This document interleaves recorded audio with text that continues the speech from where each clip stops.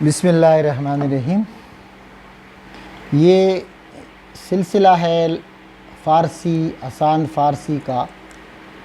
وہاں جو رولز پڑھائے جاتے ہیں، اس کا جو گرامر اور جو زبان پڑھائی جاتی ہے، یہاں پرشین لٹریچر کے ذریعے ہم اس کو انشاءاللہ اپلائی کریں گے، اور اس میں بھی زبان کی جو فیچرز ہیں، زبان کی جو باتیں ہیں، ان کو انشاءاللہ ہم یہاں وضاحت کریں گے۔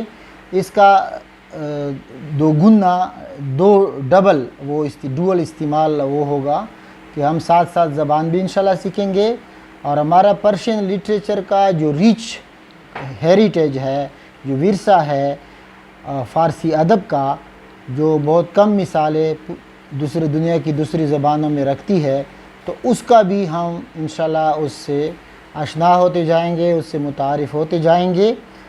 ان سیشنز میں انشاءاللہ جو لیکچر سیشنز ہے، کبھی حافظ کا ہوگا، کبھی رومی کا، کبھی اقبال کا، اور کبھی دوسرے بڑے بڑے شاعروں کا۔ غالب کا بھی انشاءاللہ ہم کچھ نہ کچھ کریں گے، اور اس کے ذریعے گرامر کا ہوگے۔ آپ کی فیڈ بیک ہوگی تو اس طریقے سے انشاءاللہ ہم کوشش کریں گے کہ ان کو زیادہ سے زیادہ مفید بنائیں گے۔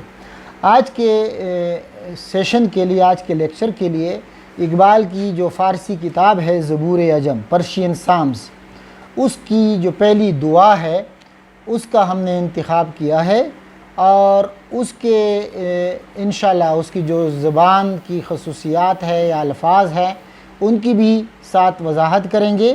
اس کی باقی جو تھاٹس ہے، اس پہ تھوڑی سی روشنی ڈالیں گے، اور اس کی جو خوبصورتی ہے شاعری کی، انشاءاللہ اس پہ بھی تھوڑی سی روشنی ہم ڈالتے جائیں گے۔ باقی آپ کا جو فیڈ بیک آتا رہے گا، اس کے مطابق ہم اس کو خوبصورت سے خوبصورت بتاتے جائیں گے۔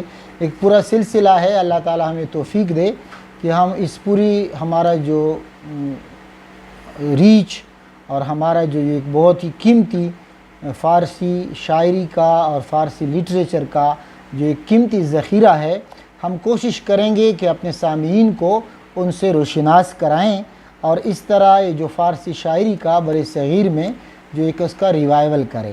فارسی شاعری میں برِ صغیر کا بھی، جس کو سبک ہندی کہا جاتا ہے، ایک بہت اعلیٰ روایت موجود ہے۔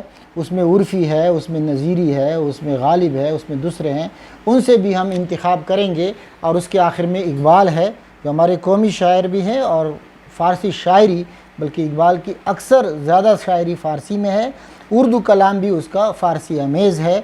اس کا فارسی میں اگر آپ کا تھوڑا سا اس میں بیک گراؤنڈ ہو، تو اقبال کی اردو شاعری کو سمجھنے میں وہ بڑا مدد دیتی ہے۔